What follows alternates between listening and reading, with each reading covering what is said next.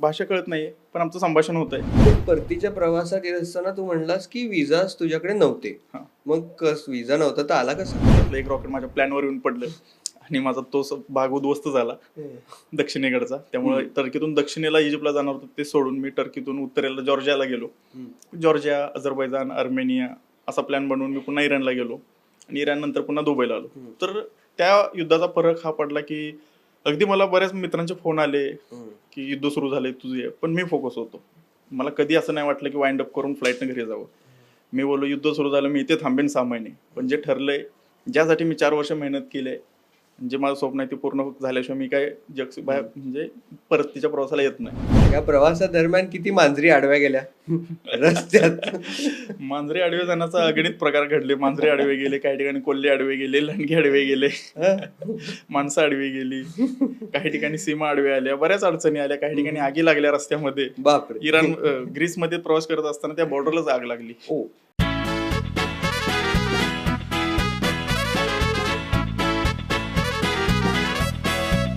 हाय, hello, नमस्कार. तुमचं स्वागत आहे MHA-MTV गप्पा या आपल्या लाडक्या मराठी पॉडकास्ट शोमध्ये. 27 जुलैला मुंबईहून निघालेला हा पठ्ठ्या Mumbai, Tehran, Turkey, Greece, Europe, Balkan countries असं करत लंडनपर्यंत पोचला. तिथून मुंबईलाही परत आला. गेले 136 दिवस 27 देश पालथे घालून आज योगेश आलेकरी मुंबई तरुण भारतच्या कार्यालयात आलेले आहेत. तर नमस्कार योगेशजी, स्वागत आहे तुमचं. नमस्कार, धन्यवाद. आणि सर्वप्रथम तर अभिनंदन. थँक्यू व्हेरी मच, खूप खूप धन्यवाद. तुम्ही एवढा खडतर मोठा प्रवास करून परत आलेला आहात. मला माहिती आहे तुम्ही एक अनुभवांचं मोठं गाठोडं परत घेऊन आलेला आहात. त्याच्याच विषयी आपण गप्पा मारूया. तर एक वेस्टर्न फिलॉसॉफर आहे फ्रेडरिक नीश. तो असं म्हणतो की he who has a why can bear with almost any how. म्हणजे ज्याच्याकडे कार्यकारण भाव असेल तो कुठल्याही गोष्टीचा सामना करू शकतो. बरोबर. तर मला पहिलाच प्रश्न असा विचारायचा की का केलं ते? का म्हणजे प्रेरणा काय होती? आणि प्रेरणा होती, पहिली गोष्ट प्रेरणा होती म्हणजे जग बघायचंय आपल्याला. तेही माझ्या मोटरसायकलवरून 2 चाकावरून जग बघायचंय, खूप सुंदर आहे. आणि लंडनच का, तर पृथ्वीचा मॅप किंवा आपण जगाचा नकाशा समोर घेतला तर त्यामध्ये एशिया, युरोप आणि आफ्रिका कॉन्टिनेंटचा एक ग्रुप आहे मोठा. त्याच्यामध्ये मुंबईतून मी जर जायचं असेल मला लँडसेन पॉईंटला तर तो लंडन दिसला. इकडे जपान आहे, त्या बाजूला लंडन आहे. तर जास्तीत जास्त अंतर कव्हर करू शकतो. आणि हा हॅपनिंग रूट होता. मिडल ईस्ट बरेच कंट्रीज होते, माझ्या ड्रीम कंट्रीज आणि ड्रीम सिटीज या रूटवरती होत्या, म्हणून मी लंडन ठरवलं. आणि प्रेरणा अर्थातच छत्रपती शिवाजी महाराजांची प्रेरणा होती की जे महाराज आग्र्यावरून असतील किंवा अफजल खानाचा असेल, या इतिहासामधून जरी थोड्या जरी गोष्टी मी घेतल्या असतील, अगदी 1%, तरी सुद्धा या लंडन काही माझ्यासाठी अवघड नव्हतं. त्यामुळं मी या प्रेरणेतून गेलो, जग पाहिलं आणि सही सलामत परत आलो. क्या बात आहे. या प्रवासादरम्यान स्वतःशी नव्याने ओळख झाली असं वाटतं? हो, प्रवास हा माणसाची ओळख करून देतो. नवीन ओळखी होतात, तसे स्वतःची नवीन ओळख होते. भारतामधल्या प्रवासामध्ये ओळख झालीच आहे माझी, पण आताही नवीन ओळख झाली की मी बऱ्याच चॅलेंजेस ऍक्सेप्ट करू शकतो. माझं पोटेन्शियल मला नव्याने कळालं की इतका मोठा प्रवास करून माझा फिटनेस सुद्धा यामध्ये टेस्ट झाला म्हणू शकतो आपण, कस लागला. तर माझी स्वतःच्या फिटनेसची, स्वतःच्या स्वभावाची, माणसांशी मी कसं टॅकल करतो या गोष्टीची नव्याने मला जाणीव झाली, ओळख झाली. आणि कोणाच्याही मनात पहिलाच येणारा प्रश्न मी तिसरा विचारतोय की खर्च किती झाला? नेमकं मोजका आणि मुद्द्याचा असा तुमचा प्रश्न आहे. तर याला बराच खर्च झाला. आतापर्यंतच्या हिशोबाने माझ्या 25 लाखाच्या आसपास खर्च झालेला आहे. आणि मग म्हणजे महिना 35,000 पगार असणारा एखादा नोकरदार अशी स्वप्न बघू शकतो का? बघू शकतो, नक्कीच बघू शकतो. फक्त प्रायोरिटीज महत्वाच्या आहेत. माझंही काही जास्त मोठी अर्निंग आहे किंवा वडिलोपार्जित मोठी संपत्ती असाही भाग नाहीये. फक्त माझ्या प्रायोरिटीज वेगळ्या आहेत. माझं पैशाबद्दलचं गणित थोडं वेगळं आहे, त्यामुळे मी हे करू शकलो. आणि मग आता या प्रवासात जात असताना मोबाईल आहेच, तर मोबाईल सोडून असं कुठलं एक मस्ट हॅव गॅजेट आहे असं तुला वाटतं? मोबाईलमध्ये आता सर्व काही सामावलेलं आहे, त्यामुळे त्याच्या व्यतिरिक्त एक GPS नावाचं गॅजेट आहे, पण ते काही लिमिटेशन्स आहेत. तर मी मोबाईललाच प्रायोरिटी देईन, कारण हँडी आहे, सर्व गोष्टी होतात. मोबाईल नसेल तरीही सर्वाईव्ह होऊ शकतं. फक्त आपल्या अडचणीमध्ये वाढ होऊ शकतील, पण ती एक मजा वेगळी होऊ शकते. म्हणजे तुमचा प्रश्न खूप छान आहे. मी मध्ये मध्ये विचार केला, जर मोबाईलच बंद पडला तर, कारण माझ्या मोबाईलची ती वेळ आली होती, बॅटरी खूप स्वेल झाली होती. मी विचार केला होता ठीक आहे, स्वेल होईल तिथं आपण चेक करू, म्हणजे नवीन मला एक अनुभव मिळेल. पण तसं झालं नाही. पण मी याची तयारी केली होती की बिना मोबाईलचा आपण सर्वाईव्ह करू शकतो का? नक्कीच करू शकतो. पण अडचणी वाढतील किंवा एक नवीन चॅलेंजेस आहेत आणि आपल्या स्वभावाचं आपल्या कौशल्याचं एक स्किल लागू शकतं त्यामध्ये. मी फेसबुकवर तुम्हाला फॉलो करत होतो जेव्हापासून तुम्ही निघालात तेव्हा, त्यामुळे तुम्ही फोटोज, व्हिडिओज आणि अनेक गोष्टी अपलोड करत होताच. होय. तर मीडियामध्ये दाखवला जाणारा प्रवास आणि प्रत्यक्षात घडणारा प्रवास यात किती फरक आहे? मीडियामध्ये अगदी तुम्ही हिमनगाचं टोक पाहिलं असेल. पाठीमागचा हिमनगा आहे तो मी 24 तास अनुभवत होतो. त्यातील काही 30 सेकंद 90 सेकंदाचे व्हिडिओज असतील दिवसातले ते पोस्ट करत होतो आणि 1-2 फोटोज दिवसाला पोस्ट करतो. याच्या पाठीमागे खूप मोठा प्रवास आहे. प्रत्येक क्षणाच्या स्टोरी आहेत. मी अगदी रेस्ट करायला एका झाडाखाली थांबलो त्याची नवीन कहाणी आहे. बॉर्डर क्रॉसिंगच्या स्टोरीज आहेत. अगदी नाईट स्टे करताना ते हॉटेल मिळवताना किंवा त्या हॉटेलशी स्टाफशी कम्युनिकेशन करताना बिना लँग्वेजचे त्याची स्टोरी आहे. निगोशिएशन करताना त्यांनी सांगितलेला रेट आणि मी सांगितलेला रेट तिथं झालेला हशा पिकलेला याच्या स्टोरी आहेच. त्यामुळं सोशल मीडियावर जे दाखवलं त्याच्या पाठीमागे प्रचंड मोठा प्रवास आहे अर्थातच. असा कुठला प्रदेश होता का की जो तू इंटरनेटवर पाहिला नव्हतास, पण प्रत्यक्षात जाऊन तुला पहिल्यांदाच पाहायला मिळाला आणि तू अवाक झालास? हो, नक्कीच. ह्यात बऱ्याच गोष्टी होत्या अशा. कारण माझा जो प्रवास होता हा पॉईंट टू पॉईंट नव्हता की फ्लाईटने इथून तिथे जाण. मी रस्त्यावरून रस्तेमार्गे जात होतो. तर जगाच्या टुरिझम नकाशावरती किंवा जे फेमस प्लेसेस आहेत त्या दोन्हीच्या मधली जी दृष्टी आहे किंवा मधले जे सौंदर्य आहे ते माझ्या अभ्यासात येत नव्हतं किंवा ते कोणी एक्सप्लोर केलं नसेल किंवा आपण जेव्हा धावता आढावा घेतो तर ह्या गोष्टी टाळल्या जातात दाखवणे किंवा महत्वाच्या नसतील, पण त्या अतिशय सुंदर वाटल्या. बाल्कन कंट्रीज असतील, मॉन्टेनेग्रो, नॉर्थ मॅसेडोनिया, अल्बानिया, हा प्रदेश अतिशय सुंदर आहे. तुम्ही युरोप म्हटलं तर तुम्हाला Switzerland, Croatia, Austria, France, Germany हे दिसतील, ते अर्थातच सुंदर आहेत. पण ईस्टर्न युरोप ही अतिशय सुंदर आहे. रोमानिया सारखी कंट्री, अर्मेनियामध्ये गेल्यानंतर मला माहिती नव्हतं अर्मेनियामध्ये कॉकेशस पर्वताची एवढी मोठी रांग, एवढी उंची आहे. कॉकेशस पर्वताचा सदन पार्ट आहे तिथं माहिती होतं मला. पण तिथं गेल्यानंतर मी अवाक झालो. मला हिमालयात गेल्याचा भास झाला. हाय माउंटन असतील, स्नो कॅप माउंटन्स असतील, तर अशी एक अर्मेनिया कंट्री होती. जॉर्जियाचा माझा अभ्यास होता, माउंटन्स होते ते अगदीच आपलं उत्तराखंड आणि हिमाचल सारखं 100% म्हणू शकतो इतकं सिमिलॅरिटी मला वाटली. ग्रीसमध्येही मला नाविन्य अनुभवलं. अगदी मी प्रत्येक दिवशी म्हणू शकतो की आज मी हे पाहिलं होतं, हे जर मला काहीच माहिती नव्हतं तर असं ह्याच्यामध्ये आहेत नाविन्यपूर्ण गोष्टी. यामध्ये मी जातानाच अतिशय एक्स्ट्रीम चॅलेंजेस येऊ शकतात, एक्स्ट्रीम घटना घडू शकतात हे कन्सिडर करूनच गेलो होतो. मी ठरवलेल्या अडचणी वाढल्या, मला माहिती नसणाऱ्या ह्या अडचणी आल्या, मला रूट बदलावा लागला. काही ठिकाणी मला काहीच माहिती नसलेल्या गोष्टी पुढे आल्या, पण अनुभवावरती मला त्या टॅकल कराव्या लागल्या. तर झाल्या अशा गोष्टी होते, बरेच सारे ब्रेकडाऊन्स यामध्ये होते. मग या प्रवासादरम्यान जसं तू म्हणलास की point A to point B तुझा प्रवास नव्हता तो, it was a series of dots that connected together. Right. तर त्याच्यामध्ये त्या भागातील स्थानिक लोकांशी कनेक्ट करताना काय अनुभव आले किंवा काय चॅलेंजेस आले? चॅलेंजेस सर्वात महत्वाचं होतं भाषेचं. पण ती लोक माझ्याशी संभाषण करण्यासाठी उत्सुक होती, मीही उत्सुक होतो. त्यामुळे हा बॅरियर कमी झाला. काही ठिकाणी मी 2-2 तास आमचं संभाषण झालेलं आहे. आम्हाला दोघांना एकमेकाची भाषा येत नव्हती. आम्ही ट्राय करत होतो एकमेकाशी गप्पा मारण्याचा. जिथं बऱ्याच गोष्टी समजतात, आपण समजण्याचा प्रयत्न केला तर ते एक स्किल असतं की मला त्याला समजून सांगायचंय, मग मी वेगळ्या प्रकारे समजून सांगतो, तो वेगळ्या प्रकारे समजून घेण्याचा प्रयत्न करतो, समोरचा मला समजेल असा प्रयत्न करून मला सांगतो. हे जे कम्युनिकेशन आहे खूप इंटरेस्टिंग झालं होतं. आणि याच्यामध्ये अगदीच अडचण येते की आपल्याला जमत नाही, कळत नाहीये, महत्वाचा मुद्दा आहे. तर त्यावेळी मी टेक्नॉलॉजी म्हणजे गुगल ट्रान्सलेटर वापरत होतो. आणि माझा सुरुवातीचाच मुद्दा असा होता की टेक्नॉलॉजी सगळ्यात शेवटी वापरायची जिथं गळ्याशी येते. म्हणजे मी स्वतः जिथं हतबल आहे तिथं टेक्नॉलॉजी घ्यायची. त्यामुळे मी कधीही गुगल ट्रान्सलेटर सगळ्यात शेवटी वापरले. ती मजा मला घालवायची नव्हती. तर ते मजा घेत गेलो, लोक माझे संभाषण साधत गेली. तर त्याचा असा किस्सा आहे की एकदा टर्कीमध्ये कॅपॅडोकियाच्या एका व्ह्यू पॉईंटवरती मी थांबलो होतो. बराच वेळ थांबलो, अंधार पडला. एक रेस्टॉरंटचा व्ह्यू पॉईंट होता रेस्टॉरंटच्या बॅक साईडला. तर तिथेच मी आता त्या सिक्युरिटी गार्डला विचारलं की मला इथं राहायला स्वस्त हॉटेल काही रिकमेंड करू शकतो का, कारण खूपच ते एक्सपेन्सिव्ह सिटी आहे. खूप आत्ता जे टायगर 3 कोणता तर मूवी आहे त्याचं शूटिंग झालेलं आहे. तर तो असा वर्ल्ड वाईड फेमस प्लेस असल्यामुळे हॉटेल रेट खूपच हाय होते. तर मी त्याला स्वस्तात विचारलं तर तो सार्कॅस्टिकली मला बोलला की माझ्या केबिनमध्ये राहा.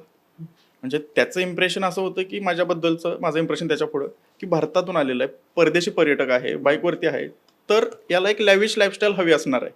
तर आपण एक सार्कॅस्टिकली एक विनोद करण्याचा प्रयत्न केला की माझ्या केबिनमध्ये राहा त्यांनी. आणि मी बघितलं वाकून डोअर ओपन, तर केबिन छान होती, छोटीशी होती केबिन. तर मला आवडली स्पेस, मी बोललो मी राहतो इथेच. तर तोही शॉक झाला की ऍक्सेप्ट केलं मी त्याची ऑफर. तर तिथे आमचं रात्रभर संभाषण होत होतं. त्याला काही इंग्लिश समजत नव्हतं थोडाफार प्रयत्नामध्ये. तर त्याच्याकडे स्टो होता, मग मी बिर्याणी बनवली, त्याने माझ्यासाठी त्या रेस्टॉरंटमधून चिकन नूडल्स आणले, मग ते बनवले. आमच्या गप्पा आणि हे सर्व चाललं. मी स्लिपिंग बॅग टाकून फ्लोअरला झोपलो, तो सोफ्यावरती झोपला. तर अशा घटना घडत होत्या की संभाषण नाहीये, काही आपलं भाषा कळत नाहीये, पण आमचं संभाषण होतंय. तर या घटनाच्या म्हणजे मजेदार अनुभव मला येत गेले. बेस्ट. आणि मग आंघोळीचा काय विषय? आंघोळीचा विषय प्रत्येक ठिकाणी शॉवर असतातच, तिथं कॅफे होतं. Okay. मी बऱ्याच वेळा कॅम्पिंग केलं, म्हणजे माझा हा. टेंट सेट करत होतो. तर तो सेट करताना मी याचे विचार करत होतो की बाजूला कुठं वॉशरूम असेल, कुठे शॉवर घेता येईल आपल्याला, कुठे टॉयलेट्स असतील, ह्या सगळा विचार करून त्याच्या आसपास 100 मीटरमध्ये मी टेंट माझा सेट करत होतो. Okay. Petrol pump actually hazardous place आहे, तो ऑफिशियली राहण्यासाठी अयोग्य आहे, डेंजरस आहे, लिगल नाहीये. तर पेट्रोल पंपाच्या गेटच्या बाहेर एखादं वर्कशॉप असतं किंवा बाजूला थोडंसं मी माझा टेंट सेट करत होतो आणि सकाळी त्यांचं जे वॉशरूम्स आहेत ते युज करत होतो. ओके. त्यामुळे मला त्याची अडचण कधी आली नाही. कॅफे तर मला कुठेही मिळत होते आणि मला वाटतंय कॅफेमध्ये शॉवर्स आहेत? येस कॅफेमध्ये खूप शॉवर वॉशरूम खूप छान आहे. ओके. कारण मला ती भेटली युरोपमध्ये, मी त्याचं कौतुक करू शकतो, म्हणू शकतो कौतुक आहे की अगदी रस्त्याकडे एखादा कॅफे, म्हणजे मोठेवालेच कॅफे, तिथे असे रस्त्या रोड साईड ढाबे हे एशियन साईडला मिळाले मला. युरोपमध्ये कॅफेच होते, एक लॅविश कॅफे, प्रेमायसिस, पार्किंग, हे सर्व गोष्टी, आणि एक वॉशरूम अतिशय सुंदर, ओके, आणि सुरक्षित पण असायचं. तर त्यामुळे ते मला खूप छान वाटलं. आणि कपडे धुवायला? कपडे धुवायला मी हॉटेलमध्ये 3 दिवसानंतर 4 दिवसानंतर कपडे धुण्याचा राऊंड असायचा माझा. अच्छा. तर त्यावेळी रात्री कपडे धुणे, शॉवर, हे जे हा. इनर्स असतील ड्रायफिट, ते मी रोज शॉवर घेताना पाण्यातून धुवत होतो आणि सुकत टाकायचं सकाळपर्यंत. जे हेवी असतील जॅकेट्स वगैरे ते रात्री धुणे, जेव्हा रेस्ट असेल तेव्हा, नसेल तर ते धुतले की सकाळी माझा आवरेपर्यंत ते उन्हात सुकत टाकत होतो. नाही सुकले तर गाडीवरती बांधल्यानंतर 2 तासात ते सुकत होतं. तर हे माझं ड्युरेशन, म्हणजे ड्युरिंग द जर्नी हे सुरूच होतं रुटीन. कपडे धुणे, जेवण बनवणे, टेंट, हे सर्व. आणि जी चटणी जप्त झाली तो काय विषय? चटणी जप्त झाली नाही, चटणी चोरी झाली. अच्छा. बुल्गारिया नावाची कंट्री आहे ईस्टर्न युरोपमध्ये. हा. जर सेंट्रल अमेरिकेतील काही पाब्लो एस्कोबारमुळे ज्या काही बदनाम कंट्रीज आहेत हम्म. त्या कंट्री सोडल्या तर त्याच्यानंतर नंबर लागतो तो बुल्गारिया कंट्रीचा. ओके. हिप्पी कल्चर आहे तिथे, अशा घटना घडतात. तर तिथे मी रात्री खूप उशिरा प्रवेश मिळाला, 11:30 वाजता कंट्रीमध्ये, आणि मला वाटतं 12:30 का 1 वाजता मी एक छोटंसं हॉटेल शोधलं. हॉटेलला पार्किंग नव्हतं. त्या दिवशी माझा निर्णय चुकला. ऍक्च्युली मी टेंट लावायचा होता मला, पण बोललो ठीक आहे, आपण आता टर्कीच्या जवळ आलो, 2-3 दिवस आपण टेंटमध्ये होतो, तर आज आपण एक हॉटेल बघावं. तर बाहेर मी पार्क केली आणि त्यामध्ये माझं स्पेअर पार्ट वगैरे जे फ्रेम बॅगमध्ये होतं, हेवी मटेरियल पुढच्या बॅगमध्ये ठेवत होतो, आणि ते कोणाच्याही कामाचं नव्हतं, कोणाचंही कामाचं ते येणारं नव्हतं. पण त्या दिवशी ते चोरी झालं. त्यामध्ये माझी चटणी होती, पीनट बटर होतं, अगदी मधाचा डबा होता. मला खूप छान माउंटेन ग्रुपमध्ये मध मिळाला होता एका शेतकऱ्याकडून, आणि तो म्हणजे 1,000 रुपयाला किलो असेल, तो स्वस्तही होता तिथल्या दरानं आणि त्याची क्वालिटी उत्तम होती. तर मी रोज जेवल्यानंतर सँडविच मधाचे बनवत होतो मी, आणि मला मध आवडतोच असा. तर ती खूप छान माझा सिस्टम सुरू होती. त्या दिवशी चटणी, म्हणजे जेवणासाठी मला चटणी असेल तर खूप छान होतं. आपण तिखट खाणारी व्यक्ती, परदेशामध्ये तिखट एवढं खाल्लं जात नाही, फिकं जेवण असतं. आणि त्याच्यानंतर एक थोडी मजा यावी म्हणून सँडविच, म्हणजे माझा बॅकबोन हा चोरीला गेला त्या दिवशी, आणि त्यासोबत स्पेअर पार्ट गेले. पण मला त्रास झाला त्या चटणी चोरीचा, कारण जगाच्या पाठीवर रॉयल एनफिल्डचं स्पेअर पार्ट मला कुठेही मिळू शकतात, कुठून मी ऑर्डर करू शकतो, पण ती चटणी जी कराड, कोल्हापूर, सांगली किंवा नवी मुंबईच्या कारळ्याची चटणी होती? नाही, आपण जे एक मसाला बनवतो, 10 ते 12 मसाले एकत्र करून एक चटणी बनवली जाते. ओके. आणि त्याच्यामध्ये कारळे मिक्स केलं की कारळी चटणी झाली, त्याच्यामध्ये खोबरं मिक्स केलं की खोबऱ्याची चटणी झाली, लसूण केलं की लसणाची चटणी झाली. तर त्याचं जे एक मिश्रण असतं ते घाटी मसाला म्हणतो आपण, पण कांदा लसूण चटणी नाही. कांदा लसूण मध्ये फक्त कांदा लसूण आणि मिरची पावडर असते. पण ही पश्चिम महाराष्ट्रामध्ये बनवली जाणारी चटणी आहे. त्यामुळे मला होतं की ही या चटणी त्याच भागात मिळणार आहे, इथं जगात मिळणार नाही. लकीली माझा एक मित्र येणार होता इस्तांबुलला, मग त्याच्याकडून स्पेअर पार्ट आणि चटणी मागवली आणि पुढचं रुटीन माझं सुरू झालं. तर असा तो चटणीचा किस्सा आहे. मग इथलं कुठलं खाणं मिस केलंस तिथे असताना? नाही, मी फोकस होतो याबद्दल की माझ्या आयुष्यभर किंवा रोज मी इथलं खाणं खातोय. करेक्ट. तर मी एका प्रवासाला निघालोय, तर हा त्याग केला पाहिजे मला. आणि माझं आणखी एक असं जातानाच ठरलं होतं की मी कधीही माझ्या गुगलमध्ये इंडियन रेस्टॉरंट नियर बाय हा कीवर्ड पडला नाही पाहिजे. मी ज्या भागात कशासाठी चाललोय, तर तो बघण्यासाठी, एक्सप्लोर करण्यासाठी चाललोय. मी तिथे काय रस्ता नापायला चाललो नाही. तर एक्सप्लोर करण्याबरोबर तिथलं फूड कल्चर एक्सप्लोर करणे, अगदी रस्त्याच्या बाजूच्या छोट्या रेस्टॉरंटच्या टपरीवर बसून खाण्यापासून ते तिथलं एखादं चांगलं कॅफे असेल तिथपर्यंत, ती लोक जे खातात तिथले वातावरणामध्ये जे पिकतं, तिथं जी फळं आहेत, तिथली लोक जे ट्राय करतात रुटीन, ते फॉलो करणे, नवीन कंट्री, नवीन फूड. तर हे ट्राय करत गेलो. काही ठिकाणी माझे प्रयोग फसायचे, भाषा कळत नव्हती, तर मी चित्र बघून ऑर्डर द्यायचो की हे काय असेल ते द्या. मग कारण मी बऱ्याच वेळा विचारायचो याच्यामध्ये काय हा मिक्स आहे, तर ते सांगायचं काय कळायचं नाही. कधी कधी ते म्हणायचं हे द्या. पण मग व्हेज नॉन व्हेज दोन्ही? हा, मला व्हेज नॉनव्हेज चालत होतं. नॉनव्हेजमध्ये मी चिकन आणि फिश खातो. ओके. त्यामुळे युरोपमध्ये टर्कीमध्ये ती अडचण यायची की तिथे चिकन फिश नाही, तिथे जास्त बीफ आणि हे वापरलं जात होतं. मग मला तिथे विचारावं लागायचं की याच्यामध्ये ऍक्च्युली आहे का. तर तो एक किस्सा एकदा झाला होता की मी त्यांना विचारतोय काय आहे, ते सांगतात त्यांच्या भाषेमध्ये. काही कळत नव्हतं मला. मी शेवटी त्या व्यक्तीला कळालं की याला कळत नाही. त्याने बैलाची ऍक्टिंग करून दाखवली, म्हणजे असे शिंगे वगैरे असे आणि आवाज काढून. तर हे असं आहे. मला ही आयडिया आवडली. मग मी ही कोंबडीची ऍक्टिंग केली आणि विचारलं की हे मला हवं आहे. तो बोला हे आपल्याकडे नाहीये. तर मला तर म्हटलं फिश खावे. त्यावेळी मला टेन्शन आलं की आता फिश कसे मागायचे, म्हणजे फिशची ऍक्टिंग कशी करू आता इथे लोळू, किंवा आता फिश कसा दाखवू मी. तर त्या अडचण म्हटलं राहू दे फिश. नसेल मला त्यावेळी खेकडे खायची किंवा ऑक्टोपस खायची इच्छा झाली नाही, तर योगासन करावी लागली. नव्याने कुठला प्राणी खाल्लास? नव्याने प्राणी चुकून खाल्ला असेल तर काही आठवत नाही, पण विशेषतः नाही खाल्ला मी मुद्दामून. अच्छा. कारण नव्याने प्राणी खाणे मी इतका नॉन व्हेजिटेरियन नाहीये. ओके. चुकून एखाद्या सँडविच मधून आला असेल तर काय माहिती नाही. आणि सर्वात कमाल तापमान किती होतं आणि सर्वात किमान तापमान किती होतं? किमान 0 होतं, कमान 45 होतं. अच्छा. तर याचा दोन्ही मध्ये मी सर्वाइव्ह केलंय. आणि तिथलं 0 आणि प्लस तो थंड वारा उत्तर गोलार्धातला, हे खूप डेडली कॉम्बिनेशन होतं.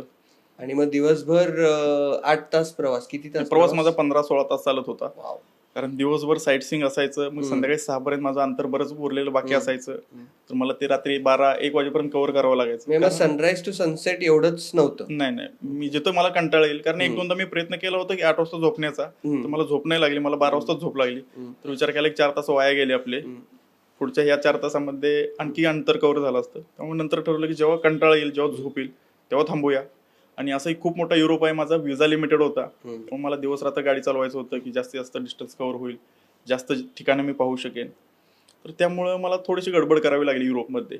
सो आपण याच्यापूर्वी मे मध्ये भेटलो होतो याच वर्षी. बरोबर. तेव्हा आपण या राईड बद्दल बोलत होतो, तू जाणार होतास. हो. आणि तेव्हाचा तुझा ऑन पेपर प्लॅन, तेव्हाच्या इंटरनॅशनल लायसन्स वरच्या कंट्रीज, तेव्हा काढलेले विजा आणि ऑन ग्राउंड आलेले अनुभव, ह्याच्यात किती फरक आहे?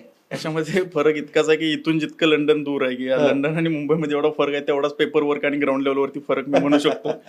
कारण मे मधून निघणे, मे, जून, जुलै हे वेदर आणि ह्या वेदरमध्ये जाणाऱ्या कंट्रीज वेगळ्या होत्या. आणि जेव्हा मी ऑगस्टला ट्राय केला, ऑगस्टच्या पुढचे 3 महिन्यानंतरचं वेदर हे बदललेलं होतं. त्यामुळे मला रूट बदलावा लागला. दुबईमध्ये थंडी पडण्याची वाट पाहावी लागली मला. आणि माझ्या प्लॅननुसार मी परतीचा प्रवास करत असताना दुबई, इराणमध्ये थंडी पडली, विंटर आला तिथे. तेव्हा मी व्यवस्थित तिथं सर्वाइव्ह करू शकलो. युरोपमध्ये विंटर अगदी म्हणजे विंटर ऑन माय हेड असं म्हणू शकतो. त्याच्यामध्ये मला राईड करावी लागली, खूप थंडी होती. पण ते लेट झालं होतं माझं 3 महिने. तर आणि चेंजेस असे झाले की रूट मला बदलावा लागला. मी जाताना मुंबई टू लंडन हाच प्लॅन करून गेलो होतो, डोक्यात तेच होतं माझ्या सर्व. पण जेव्हा मी युरोपला पोहोचलो तेव्हा अनुभव बघितलं की मागच्या 1 महिन्यापासून जी काही मजा सुरू आहे रस्त्यावरती, आयुष्यातले मी काय बेस्ट दिवस जगतोय, तर हे आता काही दिवसात संपून जातील लंडनला पोहोचल्यावर. कारण मी खूप वेगात प्रवास करत होतो. एक स्वप्न असतं किंवा एक हॅपीनेस असतो, आपली विल पॉवर म्हणा, किंवा आपण जेव्हा स्वप्नाचा पाठलाग करतो तेव्हा कुठून तरी एक दैवी शक्ती येते, एनर्जी येते आपल्याकडे. ती आली होती. त्याच्या भरोशावरती किंवा त्या बेसवरती खूप वेगात प्रवास सुरू होता. मग ठरवलं मी की हे एनर्जी आहे तर ह्याचा वापर करावा आणि ही राईड लंडनला न थांबता मुंबईपर्यंत न्यावी. हा अतिशय क्रांतिकारी निर्णय होता. कारण परतीच्या प्रवासाचे कोणते विजा नव्हते माझ्याकडे, परतीचा रूट सेट नव्हता. कारण मुंबई टू लंडन प्लॅन करायला मला 4 वर्ष लागलेत अभ्यास करायला.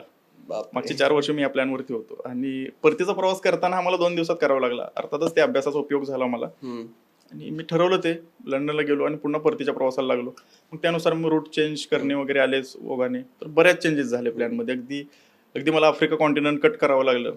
काही नवीन कंट्रीज आल्या. माझ्या गाडीवरती जे स्टिकर्स आहेत त्यामध्ये 2-3 कंट्रीचे जे स्टिकर असणाऱ्या कंट्रीला मी गेलो नाही, आणि जे स्टिकर्स नव्हते त्या कंट्रीला गेलो. असंच आर्मेनियामध्ये झालं. तर त्या व्यक्तीने, ऑफिसरने चेक केलं तर आर्मेनियाचं स्टिकर नव्हतं.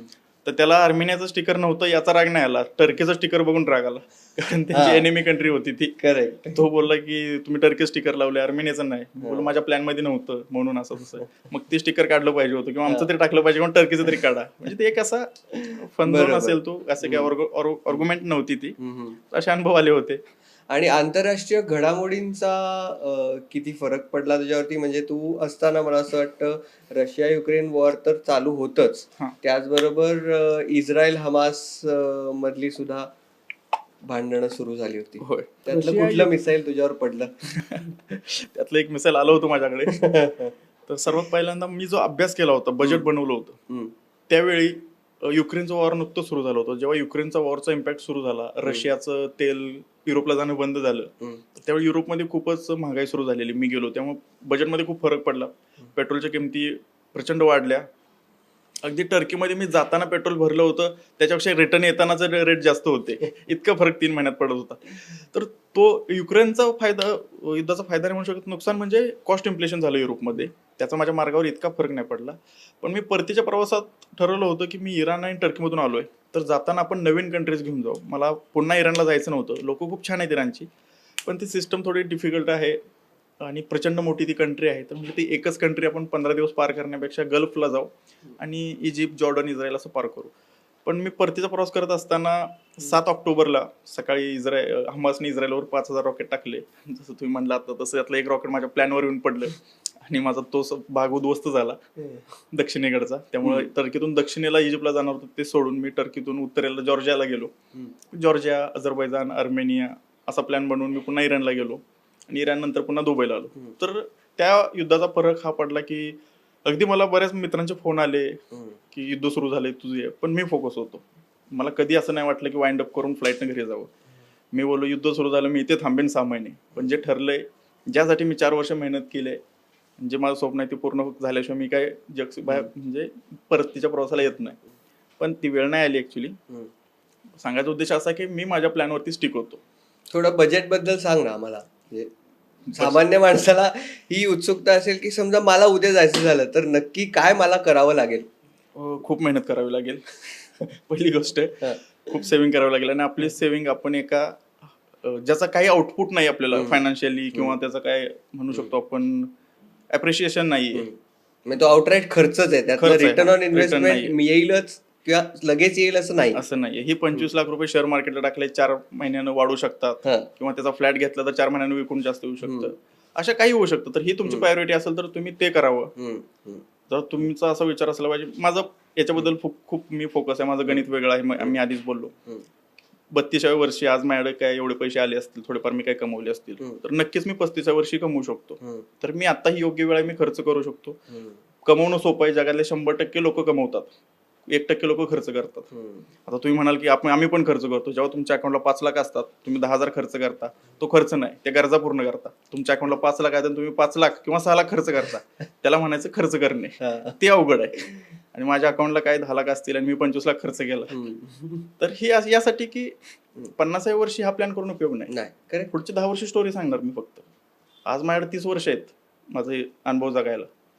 मला 50व्या वर्षी 50 लाख असतीलही, पण त्याचा तो उपयोग घेऊ शकत नाही मी. तर हे माझ्या मनाची समजूत असेल कदाचित ही, किंवा काहींना पटेल किंवा काहींना नाही. तर या गणितामुळे मी हा जुगार खेळला. पैसे काय उद्या परवा येतील, फ्लॅट काय कधी होऊ शकेल. माझ्या वयाच्या मित्रांनी फ्लॅट घेतले सर्वांचं हेच म्हणणं होतं की तूही घेऊ शकशील. तर मी त्यांना उत्तर दिलं, जर मी 25 लाखाची ट्रिप करू शकतो तर नक्कीच मी 1 करोडचा फ्लॅट घेईन पुढच्या काही वर्षात. म्हणजे ही मनाची समजूतच झाली अजून, पण नक्कीच मी करू शकतो. मी काय याचा अर्थ मला खूप सारा अर्निंग सोर्स आहे असं नाहीये, पण पैसे कमवायची अक्कल असेल, खर्च करायची अक्कल असेल तर नक्कीच कमवायची अक्कल येते आपल्याला. बिलकुल. तर ह्या विचारातून ही ट्रिप घडली.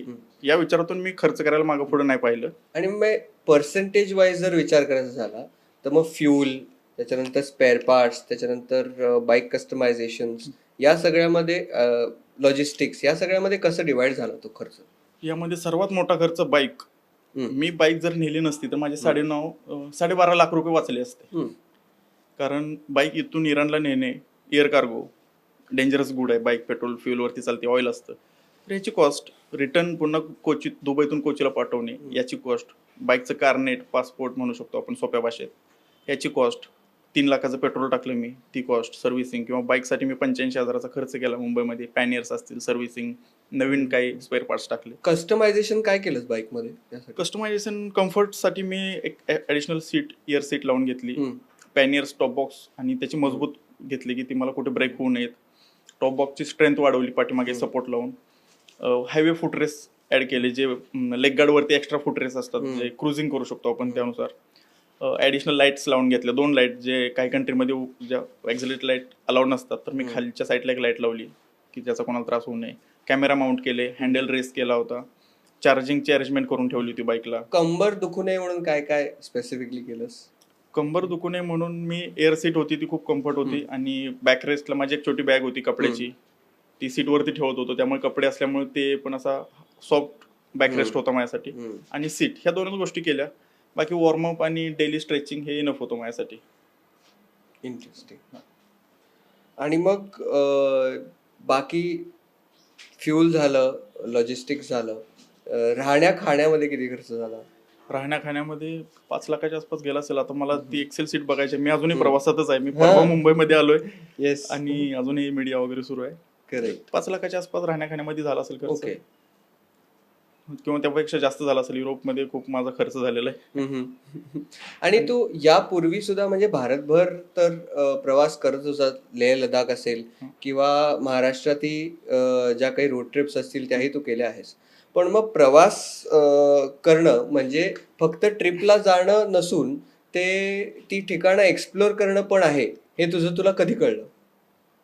मला अगदी शैक्षणिक सहलीपासून म्हणू शकता. मी योगेश आलेकरी blogspot.com वरती मी माझ्या शाळेच्या सहलीचे ब्लॉग लिहिलेले आहेत. तर सहलीपासून आहे, आवड आहे प्रवासाची, नवीन क्युरिओसिटी, एक काय बोलतात आपल्याला, चौकस बुद्धी. तर त्या उद्देशाने मी लहानपणापासून फिरतो. गड किल्ले फिरत असताना त्या किल्ल्यांचा इतिहास, तिथं काय घडलं, स्थान महात्म्य काय आहे ते पाहिलं.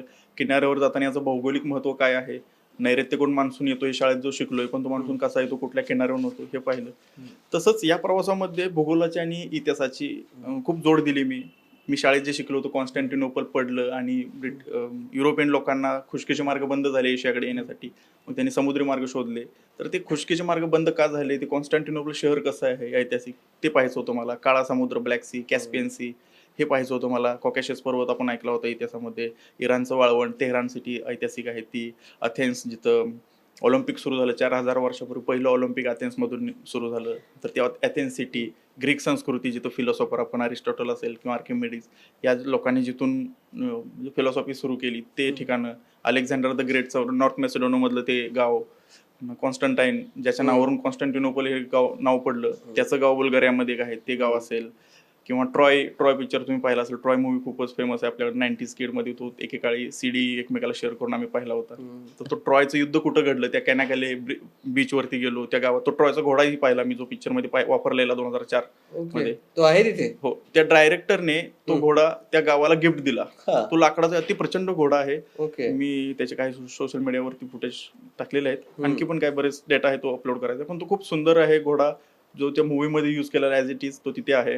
ट्रॉयचं म्युझियम पण आहे. तर अशा गोष्टीची इतिहासाची जी जोड होती ती पाहायची होती. सर अल्बर्ट आईन्स्टाईन यांचं राहतं घर, की ज्या घरातून म्हणजे जिथे बसून त्या माणसाने प्रयोग केले, काय त्या माणसाच्या करामतीमुळे जगाच्या प्रगतीचा वेग प्रचंड वाढला, माणसाची कोडी उलगडली, ते घर कसं आहे ते पाहिलं मी जाऊन. सर निकोला टेस्ला या व्यक्तीमुळे DC AC current, Thomas Alva Edison आणि निकोला टेस्ला या दोघांमुळे इलेक्ट्रॉनिक विषयात खूप क्रांती झाली. तरी क्रांती कुठून घडली, ते घर कसं आहे, कुठं बसून या व्यक्तीने केलं, 100 वर्षापूर्वी इथं काय घडत होतं, तर त्या व्यक्तीच्या घरापुढे गेलो मी. याच्याबद्दल आणखी एक इंटरेस्टिंग गोष्ट अशी आहे, मी खूप करन्सी पाहिल्या. मी आजपर्यंत 32 देशात प्रवास केलाय, आणि या ट्रिपमध्ये 27. तर माझ्या छोट्याशा जगामध्ये माझं स्वतःचं काय 32 देशांचं जग आहे, 32 करन्सी, आणि आणखी एखादी आजूबाजूची करन्सी पाहिली असेल तर त्यामध्ये सर्बियाच्या करन्सीवर निकोला टेस्ला यांचं चित्र दिसलं मला, आणि बाजूला इक्वेशन पण होतं त्यांचं. तर इतर करन्सीमध्ये राजकीय व्यक्तींची फोटो होते, त्या व्यक्तींनी जडणघडण केली असेल, त्या देश उभा करण्यात मदत केली असेल, अगदी शास्त्रज्ञांनी जग उभा करण्यात मदत केलेली आहे. त्यांच्या कोणत्या देशाचा अधिकार असेल नसेल, पण शास्त्रज्ञांना आपण मान देतोच, पण त्या देशाने करन्सीवर मान दिलाय, सर्बिया. त्यामुळे ते मला खूप आवडलं. ती नोट मी अजूनही आठवणीसाठी ठेवली. त्याची व्हॅल्यू तिथे 100 आहे. त्याची मी अजूनही चेक नाही केलं की इंडियन करन्सीत किती होते, कारण ते मला बघायचं नाही. त्याची व्हॅल्यूच अनमोल आहे त्या व्यक्तीमुळे. मग ती डॉलर्समध्ये किती होते, याची रुपीजमध्ये किती होते, त्याला काही किंमत नाही. त्यामुळे मी ते अजूनही चेक नाही केलं. तिथं फक्त 100 आकडा आहे. हम्म. तो किती का असे ना ती नोट अनमोल आहे बस. इंटरेस्टिंग. तर अशा गोष्टी पाहिल्या मी. डंकिर्क नावाचा किनारा असेल, तुम्हाला माहिती असेल डंकिर्क, जिथं 3,39,39 सैनिकांचं रेस्क्यू ऑपरेशन झालं होतं. जगातलं सर्वात मोठं सैनिकांचं ऑपरेशन म्हणू शकतो आपण. लोकांचं जर बऱ्याच ठिकाणी रेस्क्यू केलेलं आहे. नाझी सैनिकांच्या विरोधात ते फ्रेंच आणि ब्रिटिश सैनिक होते. डंकिर्क किनाऱ्याकडे सगळे ढकलले होते नाझी लोकांनी, नाझी सैनिकांनी. तर तिथे ते सर्व सैनिक छोट्या छोट्या बोटीने ब्रिटिश किनाऱ्यावर आणले. तो डंकिर्कचा किनारा कसा असेल, ती घडलं ते युद्ध कसं असेल, ते पाहण्यासाठी मी डंकिर्कच्या किनाऱ्यावरती गेलो. अशा बऱ्याच गोष्टी होत्या या प्रवासामध्ये की मला तिथं जायचं होतं. मी गेलो, पाहिलं. इतिहास असेल, भूगोल असेल, दुसरं महायुद्धाचे काही ठिकाणं असतील, अगदी रोमन साम्राज्यातील असेल, 4,000 वर्षापूर्वीचं ठिकाण एखादं असेल. मेगस्थेनिस नावाचा एक ग्रीक फिलॉसॉफर, प्रवासी भारतात आला होता 2,000 वर्षापूर्वी. त्याच्याबद्दल ग्रीक लोकांना नाव माहिती आहे, पण त्याचं गाव शोधण्याचा प्रयत्न केला, पण ते कुणाला माहिती नव्हतं कोणतं गाव आहे. कारण त्या गावात बोर्ड असेल नसेल, एक स्थान महत्व आहे की या गावाला त्याचं पाय लागले किंवा इथून ती ठिणगी पेटलेली आहे. तर ते मला नाही मिळालं गाव, बऱ्याच लोकांना माहिती नव्हतं. पण त्या व्यक्तीने एक पुस्तक लिहिलं, एक इंडिका नावाचं, 2,000 वर्षापूर्वी. ते गुगलवरती उपलब्ध आहे आज PDF. ते पुस्तक वाचताना खूप इंटरेस्टिंग गोष्टी होत्या की जे आपल्या इतिहासात नाहीत मिळाल्या. तटस्थ माणसाच्या दृष्टिकोनातून भारत कसा होता, तर त्या इंडिका पुस्तकामध्ये दिसलं. म्हणून मला त्या गावाला भेट द्यायची होती की तो मेगस्थेनिस कसा आहे. तर अशा गोष्टी या प्रवासात मी पाहिल्या, इतिहास भूगोलाची जोड देऊन. तर असं याला आपण म्हणू शकतो. नक्कीच. आणि या प्रवासात असताना म्हणजे जी आपली संस्कृती आहे की अतिथी देवो भव, तसा अनुभव तुला कुठे आणि कधी आला का? येस. या माझ्या प्रवासाचा उद्देश किंवा मी एक संदेशच घेऊन चाललो होतो की Vasudhaiva Kutumbakam, one world, one future, one family. तर काही लोकांनी मला वेलकम केलं. त्यांना सांगितलं आपण जे वेलकम केलं याचा अर्थ काय. हेच ते वन फ्युचर, वन फॅमिली, आम्ही फॅमिली सारखे हे करतोय, हेच ते वसुदेव कुटुंबकम आहे. तर हा मेसेज घेऊन गेलो होतो. तर इराणमध्ये मला खूपच चांगलं वेलकम झालं. अगदी इराण, पर्शिया संस्कृती आणि हिंदू संस्कृती एकमेकांचं पूरक आहे म्हणू शकतो. बऱ्याच रिच्युअल सेम आहेत. तर इराणमध्ये मला खूप चांगलं वेलकम झालं. टर्कीमध्येही नक्कीच वेलकम झालं. काही लोकांनी केलं, काहींनी. टर्कीचा जो ईस्टर्न पार्ट आहे तो एशियन टाईप आहे. वेस्टर्न पार्ट आहे तो युरोपियन टाईप आहे. युरोपियन लोक अजूनही थोडंसं अंतर ठेवून राहतात, कम्फर्ट नाही होत. तर तो मला टर्कीच्या वेस्टर्न पार्टला अनुभवला. एशियन लोक एकमेकांशी खूप कम्फर्टेबल होतात अगदीच लगेच. युरोपमध्ये जे काय गरीब कंट्री म्हणून नाही शकत आपण, गरीब कोणाला म्हणू शकत नाही, सर्व आपापल्या जागेवर श्रीमंत आहेत आपापल्या व्यक्तीने. तर त्या कंट्रीचा जास्त डेव्हलप कंट्री नसतील, बाल्कन कंट्रीज, ग्रामीण भाग असेल, तर तिथे मला जास्त प्रेम मिळालं. माणूस की अजूनही जे उरले असेल ते ग्रामीण भागात आहे. डेव्हलप भागामध्ये किंवा एखाद्या सिटीमध्ये प्रत्येक जण आपापल्या कामात असतो. मी तिथे प्रवास करताना मी माझ्या कामात असतो. पण ग्रामीण भागामध्ये लोकांना इंटरेस्ट असतो एकमेकांबद्दल. मी गाडी थांबवली तर 4 लोक येऊन विचारत होते. तर हे प्रेम मला वाटतंय अजूनही ग्रामीण भागात टिकून आहे. तर असं मला ते वेलकम मिळालं. एक भारतीय असल्यामुळे मला बऱ्याच ठिकाणी स्वागतही झालं. म्हणजे बाहेरच्या देशात असलेल्या भारतीय लोकांकडून कसं स्वागत झालं किंवा कांदे पोहे खायला मिळाले का? कांदे पोहे मला पहिल्यांदा स्वित्झर्लंडमध्ये खायला मिळाले. माया देशपांडे जी आमची फेसबुकवरून ओळख झाली, त्यांनी मला आमंत्रण दिलं होतं त्यांच्या घरी येण्याचं, झुरिकच्या शहरामध्ये. तर त्यांनी खूप छान मराठी जेवणाचा बेत केला होता. मी खूप दिवसानंतर अशा मनसोक्त मराठीमध्ये गप्पा मारल्या होत्या स्वित्झर्लंडमध्ये. सोबत असं मस्त जेवण होतं, पिठलं भाकरी होती, दुसऱ्या दिवशी कांदे पोहे होते. तर मजा आली. तीही मला झुरिचमध्ये पहिला अनुभव आला. त्यानंतर बाझलमध्ये मराठी फॅमिली मिळाली. अस्मिता संबूस ह्या आमच्या फेसबुकच्या फ्रेंड होत्या. त्यांनी आमंत्रण दिलं होतं की आमच्या घरी एक दिवस तरी राहा. तर त्यांच्या घरी खूप छान माझं म्हणजे मराठी पदार्थ असतील, मराठी गप्पा असतील, हे झालं. त्यानंतर पॅरिसमध्ये माझा एक मित्र आहे, ट्रेकिंगमध्ये आम्ही भेटलो होतो, साकेत घाणेकर. त्याच्या घरी त्याने चिकन बनवून ठेवलं होतं मस्त. तो रात्री 1:30 वाजेपर्यंत माझी वाट बघत होता. नंतर मी गेल्यानंतर चपाती गरम केली आणि आम्ही रात्री 1:30 वाजता चिकनचा आनंद घेतला. म्हणजे अगदी 5 वर्षापूर्वी आम्ही कुठल्या तरी सह्याद्रीच्या पायथ्याला किल्ल्याच्या एका गावात चिकन खाल्लं असेल आणि पॅरिसमध्ये आम्ही चिकन खातोय. म्हणजे हे आपले मित्र असे ग्लोबल होत आहेत. मला खूप छान वाटलं. अजून काही अनुभव? अजून लंडनमध्ये खूप छान अनुभव झाला. लंडनमध्ये मला खूप प्रेम, पैसा, प्रसिद्धी या 3 गोष्टी एकत्र मिळत नाहीत सर्वसामान्यांना. तर ते मला लंडनमध्ये मिळाले असं म्हणू शकतो. पैसा यासाठी की काही गणेश मंडळांनी मला पाकिट दिलं. ओके. तिथे प्रेम लोकांनी खूप दिलं. की सर्वांचा प्रश्न होता की आम्हाला 9 तासाची फ्लाईट असते, आम्ही 2 महिने तयारी करतो भारतात जाण्यासाठी किंवा येण्यासाठी. त्यातही आमचं टेन्शन की कसा होणार प्रवास, काय काय सोबत घ्यायचं, फ्लाईटमध्ये काय घ्यायचं, बॅगेत काय भरायचं, तू बाईकवरती आलाय. मी त्यांना बोललो की ह्या अडचणी नकोत, म्हणूनच बाईकवरती आलोय, फ्लाईटमध्ये काय घ्यायचं, कुठं काय ठेवायचं. तर तो विषयच मिटवला मी जोकापाठ. पण लोकांना खूप आश्चर्य आणि उत्सुकता होती की हा माणूस बाईकवरून कसा आला इकडे. लंडनमध्ये खूप सारे विद्यार्थी आहेत भारतातले जे कॉलेज करतात आणि स्वतः डिलिव्हरी बॉय असेल किंवा इतर कोणतेही Part-time काम jobs पार्ट टाइम करतात. जॉब करतात. मला त्यांचं खूप कौतुक आहे की परदेशामध्ये जाऊन शिक्षण घेणे, अर्थार्जन करणे. तर ते रस्त्यावरती ते गाडी जी बघायची MH43 ती शॉक व्हायची, ही गाडी इथं आली कशी काय, बोलू चालवत आली इथे गाडी. तर अशा खूप साऱ्या ओळखी झाल्या माझ्या रस्त्यावरती. कमाल. आणि लंडनमध्ये गेल्यानंतर माझं एक स्वप्न होतं खूप दिवसापूर्वीपासूनचं की तिथे एक गाव आहे आपलं, आपण म्हणतो भारतातलं पहिलं पुस्तकांचं गाव भिलार. जगातलं पहिलं पुस्तकांचं गाव हे ऑन वे हे आहे, वेल्समध्ये आहे ते. तिथं मे महिन्यामध्ये मेच्या शेवटच्या आठवड्यामध्ये एक फेस्टिवल भरतो, बुक फेस्टिवल. जगभरातले 3-4 वाचक तिथे येतात पुस्तकाचा आनंद घेण्यासाठी फेस्टिवलचा. आपल्याकडचे खूप कमी जातात, मला इकडे ते ऐकायला नाही मिळालं.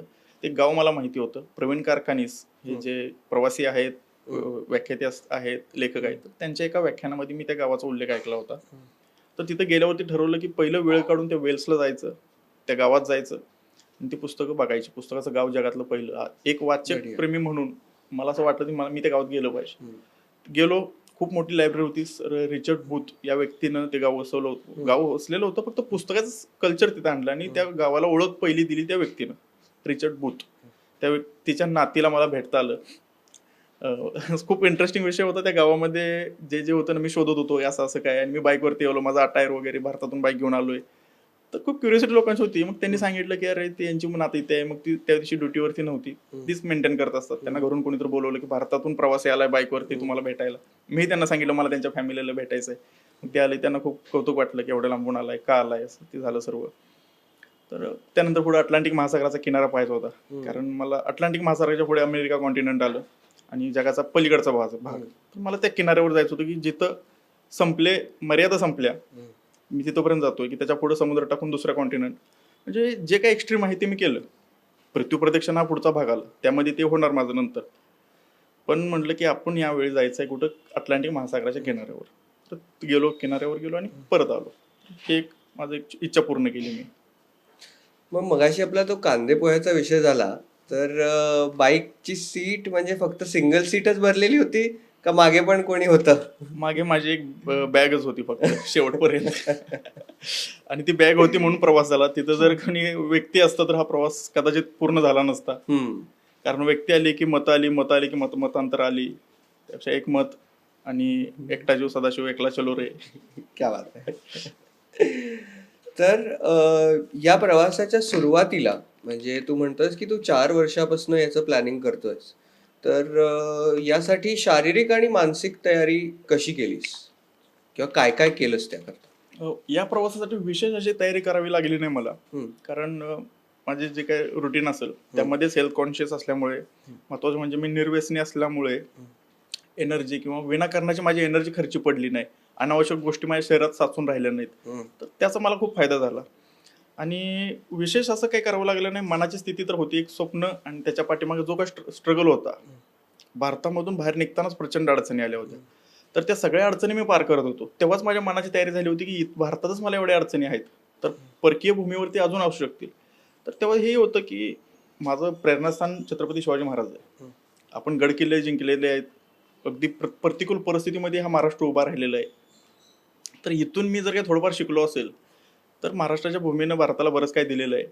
तर ह्या प्रेरणेतून मी म्हटलं की हो, हे शक्य होणार. माझा इतिहास, मी ज्या भागातून आलो तो भूगोल आणि यातून माझी जी जडणघडण झालेली आहे त्यातून माझा कॉन्फिडन्स लेवल बिल्ड झाली होती. शारीरिक क्षमता, ट्रेकिंग, गडकिल्ले ट्रेकिंग असेल, हिमालय असेल, ते डेली असल्यामुळे, डेली म्हणजे महिन्यातून ट्रेकिंग रुटीन, माझा फिटनेस ऑलरेडी त्या लेवलचा होता.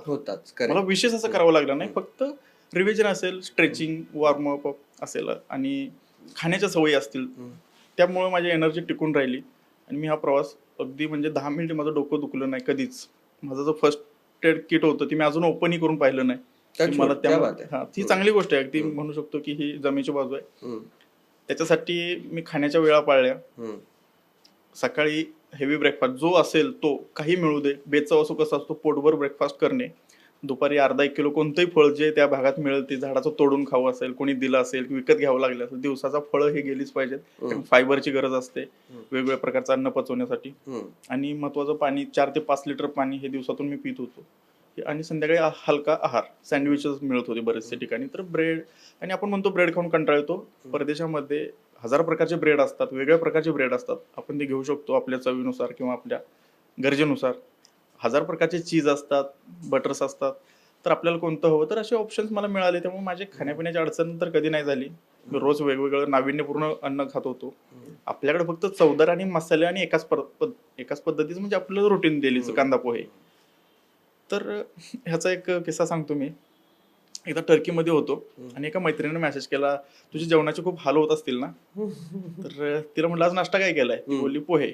मी तिला हॉटेलमधल्या नाश्त्याचा फोटो पाठवला, त्यामध्ये 100 आयटम होते, त्यामध्ये 20 प्रकारचे चीज होते. टर्की हे जगातलं खाद्य संस्कृतीसाठी मला वाटतं एक नंबरला असेल. बिलकुल. टर्की, ग्रीक, इटली आणि भारत. बकलावा आणला की नाही? बकलावा संपवला. कारण माझा प्रवास जमिनीवर नसल्यामुळे मला ते वाटत यावं लागायचं, लोक द्यायचे असं देवाणघेवाण सुरू होती. तर तिला फोटो पाठवला, बोललो की कांद्या पोह्यापेक्षा हे नक्कीच चांगलं आहे. यातले 10 आयटम जरी मी पिक केले तरी नक्कीच चांगलं आहे. जोकपाट, पण खाण्याचे कुठेही हाल झाले नाहीत. मी त्या प्रकारची चव मी एन्जॉय केली. फॅन्टॅस्टिक.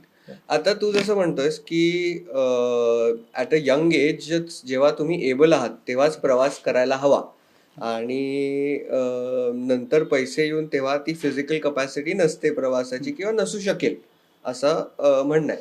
तर समजा आता एखाद्याला 20ल्या 25ल्या किंवा 30ल्या माणसाला ज्यांनी कधीच सोलो ट्रॅव्हल केलं नाहीये, त्याला सोलो ट्रॅव्हल करायचं आहे, तर त्याच्यासाठी काय 5 टिप्स तू देशील? पहिली गोष्ट, सोलो ट्रॅव्हल करताना मनाची खूप तयारी करावी लागते, शरीराची खूप तयारी करावी लागते. सर्वात महत्त्वाचं ती आहे, आपण एकटे असतो, सुरक्षितता असेल, आणि भीती आणि लाज ह्या 2 गोष्टी घरात ठेवाव्या लागतात. जो संदेश मी 10वी केल्यानंतर माझ्या आईनं मला दिला होता, की जर तू भीती आणि लाज घरात ठेवून बाहेर पडशील तर ह्या दुनियेत टिकशील, नाहीतर तुझं कुठं काही चालणार नाही. एक सर्वसामान्य जीवन जगून तू जाशील ठिपक्यासारखा. अजूनही आपण ठिपकाच आहोत, पण तो संदेश आईनं जरी मला दिला असला तर तो मी आजपर्यंत कधी टाळला नाही, म्हणजे काय होतं, इग्नोर नाही केला. आणि या प्रवासाचं महत्त्वाचं तेच आहे. सोलो ट्रॅव्हल करताना आपल्याला भीती वाटणे, लाज वाटणे, असं होतं की मी कसं करू, काय करू. त्या गोष्टी घरात सोडल्या की आपलं सोलो ट्रॅव्हल होतंय. दुसरी गोष्ट, फिटनेस महत्त्वाचा आहे. तुम्ही आजारी पडला की तुमची ट्रिप सगळं स्पॉइल होऊ शकतं. आजारी पडताना कामा नये. आपण काय करायला घराबाहेर पडलोय, आपण काय अनुभव घ्यायला बाहेर पडलो, यासाठी फोकस असावं. कुठेही तिथं किंतु परंतु नको आहे, किंवा तिथं एक 0% किंवा 100% ह्याच गोष्टी असाव्या. मी 50% माझ्याबद्दल कॉन्फिडंट आहे किंवा मी 99% कॉन्फिडंट आहे असं नको आहे. मी 100% माझ्या प्लॅनबद्दल कॉन्फिडंट आहे तरच ठीक आहे. तिथं 0 किंवा 100 असतं, असं मधला भाग नसतो. म्हणजे आपण म्हणू शकतो मी 99% प्रामाणिक आहे, तर तो नसतो. म्हणजे 100% प्रामाणिक हा शब्दच असतो 100%साठी. मी 99% प्रामाणिक आहे, मग तो प्रामाणिक नाहीये, तो 0 झाला. करेक्ट. तर तसं प्लॅनसाठी तुम्ही जर क्लिअर असाल तर नक्कीच बाहेर पडू शकता. लोक चांगलेच भेटतात. भीती असते सर्वांनी की लोक वाईट भेटतील, पण आपण चांगलं असेल तर तो समोरचा वाईट माणूस सुद्धा चांगला होतो आपल्यासाठी काही मिनिटासाठी. आणि आपल्याला वाईट लोक भेटले तर आपल्याला कुठे त्यांच्यासोबत दिवस काढायचे आहेत ना. आपण तो टाळून पुढे जाऊ शकतो चांगल्या व्यक्तीकडे, किंवा आपण स्वतःची एवढी तयारीने सोबत घेऊन जायचं की आपल्याला कोणाची गरज नाही पडली पाहिजे. फक्त संभाषणापुरतेच लोकांची गरज पडावी. तर ह्या टिप्स आहेत. आणि सर्वात म्हणजे सुरक्षा, सेफ्टी फर्स्ट. जर तुम्ही बाईक ट्रॅव्हल करत असाल तर ऑफकोर्स हेल्मेट, सेफ्टी गिअर्स असावेत. आणि रस्त्यावरचे नियम पाळणे, आपल्यासोबत इतरां जे रस्त्यावर आहेत त्यांची सुरक्षा पाहणे, किंवा आपल्या चुकीच्या गाडी चालवण्यामुळे कुणाला त्रास होऊ नये, या गोष्टीची जर काळजी घेतली तर तुम्ही सुरक्षित प्रवास करू शकता. ही महत्वाची. रस्त्याचे नियम पाळणे तू म्हणलं, त्याच्यावरनं मला एक प्रश्न सुचलाय, आठवलाय की या प्रवासादरम्यान किती मांजरी आडव्या गेल्या रस्त्यात? मांजरे आडवे जाण्याचा अगणित प्रकार घडले. मांजरे आडवे गेले, काही ठिकाणी कोल्हे आडवे गेले, लंडगे आडवे गेले, माणसं आडवी गेली, काही ठिकाणी सीमा आडव्या आल्या, बऱ्याच अडचणी आल्या, काही ठिकाणी आगी लागल्या रस्त्यामध्ये. बापरे. ग्रीसमध्ये प्रवास करत असताना त्या बॉर्डरलाच आग लागली. तो हायवे बंद ठेवला होता सुरक्षेच्या दृष्टिकोनातून. इराणमध्ये ऑगस्ट महिन्यामध्ये उन्हाळ्यामध्ये 1 वे पेटतात, तर तो एक 1 वा पेटला, आगी लागली. त्याच्या आधी कदाचित एखादं मांजर आडवं गेलं असेल, पुढे आग लागली असेल, जोकापट. पण बऱ्याच अडचणी आल्या म्हणू शकतो आपण. परतीच्या प्रवासात येत असताना तू म्हणलास की विजाच तुझ्याकडे नव्हते. मग विजा नव्हता तर आला कसा? विजा माझ्याकडे नव्हते, पण विजा कुठल्या कंट्रीचा विजा मला कुठे मिळू शकतो? माझ्याकडे युके विजा आहे, त्याचे फायदे मी कुठे कुठे घेऊ शकतो? मला जाऊन त्यांना सांगावं लागलं काही कंट्रीमध्ये की माझा भारतीय पासपोर्ट आहे, माझ्याकडे युके विजा आहे, तर तुमच्या कंट्रीमध्ये ते प्रोव्हिजन आहे मला देण्याचं. छोटीशी बॉर्डर जी असते जमिनीवर, लँड बॉर्डर म्हणू शकतो. एअरपोर्ट वाल्यांच्या सोबत असे किस्से घडतात, त्यांना हे सगळ्या गोष्टी माहिती असतात. लँड बॉर्डरवरच्या लोकांचे ही केसेस जात नाहीत की भारत पासपोर्ट आहे युके घेऊन, असं कॉम्बिनेशन. मग त्यांना मी दाखवलं वेबसाईटवर लिहिलेलं आहे असं. मग त्यांनी त्यांच्या सिनियरला विचारलं की ही केस आहे का, त्यांनी अप्रूव्ह केलं. तर अशा ठिकाणी मला त्याचा फायदा झाला. काही ठिकाणी आता इराणचा मला विजा घ्यावा लागत होता, मी इस्तांबुलमध्ये त्याला अप्लाय केलं आणि नंतर पुढचे तो विजा यायला 10 दिवस लागतात. मग 10 दिवसानंतर मी जॉर्जियाला पोहोचणार होतो. मग जॉर्जियाचे लोकेशन दिलं की इथून विजा कलेक्ट करणार. मग तो विजा तिथं पोहोचवला गेला. त्यासाठी मला $5 एक्स्ट्रा भरावे लागले, 5 युरो म्हणजे 500च्या आसपास ते भरले. दुबईचा विजा ई विजा आहे, तो मी इराणमध्ये पोहोचल्यावरती केला कारण मला तारख्या माहिती नव्हत्या. अझरबैजानचा विजा सुद्धा ई विजा होता, तर तो मी टर्कीच्या एर्झुरुमच्या सिटीमधून अप्लाय केला. शेंगेन विजा माझ्याकडे एक लिमिटेड होता, तर तो मी कसा तरी धावत पळत बाहेर पडलो. पण बुल्गारिया कंट्रीचा विजा नव्हता माझ्याकडे, तिथे मोठे कांड झाले होते. मला 5 ते 6 तास थांबवून ठेवलं होतं, माझ्याकडे कोणताच विजा नव्हता. मी ट्रान्झिट विजाची मागणी करत होतो, त्यांनी ती नाकारली होती. मी त्यांना वेबसाईटचे सगळे दाखवत होतो की तुम्ही ट्रान्झिट विजा देऊ शकता. तो मला असं वाटतं तुझ्यासाठी चिकाटीचा धडा होता असं. चिकाटीचा पेशन्स, सर्वांनी माझी पेशन्स लेवल चेक केली, निसर्गाने सुद्धा माझी पेशन्स लेवल चेक केली. पण पेशन्स खूपच महत्वाचे या प्रवासामध्ये. पेशन्स लेवल अतिशय एक्स्ट्रीम असेल तर टिकू शकतो. कारण मला जाणवलं प्रत्येक ठिकाणी की असे किती क्षण आले की आपण इथं गिव्हअप करू शकतो. पण गिव्हअप करणे हा माझा ऑप्शन नव्हता. माझा ऑप्शन होता पेशन्स असेल. मी काही ठिकाणी तयारी ठेवली होती की रात्रभर इथं बसून राहणे, इतकी तयारी ठेवली होती. रात्रभर झोप असो काय. मी एकदा 26 तास गाडी चालवली, 26 तास गाडी चालवली 1300 किलोमीटरसाठी वेगवेगळ्या ठिकाणी. त्याच वेळी ती बॉर्डर बंद झाली, त्यामुळे मला जास्त प्रवास करावा लागला. बॉर्डर बंद झाली, मी 300 किलोमीटर दुसऱ्या बॉर्डरला गेलो. तिथे इन्शुरन्स नाही मिळाला, जो आधीच्या बॉर्डरला वेल नोन बॉर्डरला होता. मग तिथे पुन्हा 5-6 तास इन्शुरन्स नव्हता, तर त्यांनी थांबवून ठेवलं की नाही, ऑनलाईन मिळत नव्हता.